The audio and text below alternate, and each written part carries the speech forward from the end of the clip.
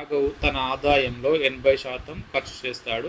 ఒకవేళ అతని ఆదాయం 12% పెరిగి ఆదా చేయడం 10% తగ్గినచో ఎంత శాతం ఎక్కువ ఖర్చు చేస్తాడు? ఆదాయంలో 80% ఖర్చు చేస్తాడు అంటే ఒకవేళ ఆదాయం ఎంత 100% అనుకుంటే దాంట్లో 80% ఖర్చు చేస్తే ఇక్కడ 20% అనేది సేవింగ్స్ వస్తుంది. ఒకవేళ అతని ఆదాయం 12% పెరిగిందంటే ఇది 112 అవుతుంది. ఓకేనా? ఇప్పుడు ఆదా చేయడం 12%,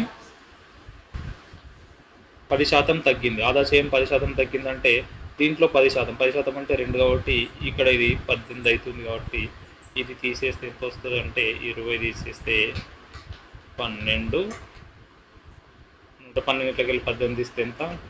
12 తీసేస్తే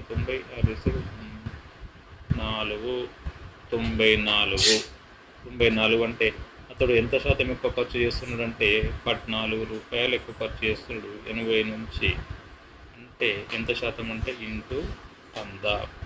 జీరోకి ఆన్సర్ 2 5 జా, 2 4 జా, 2 2 జా, 2 7 జా, అంటే 35/2 అంటే 17.5% ఎక్కువ ఖర్చు చేస్తున్నాడని అర్థము. ఆన్సర్ ఎంత?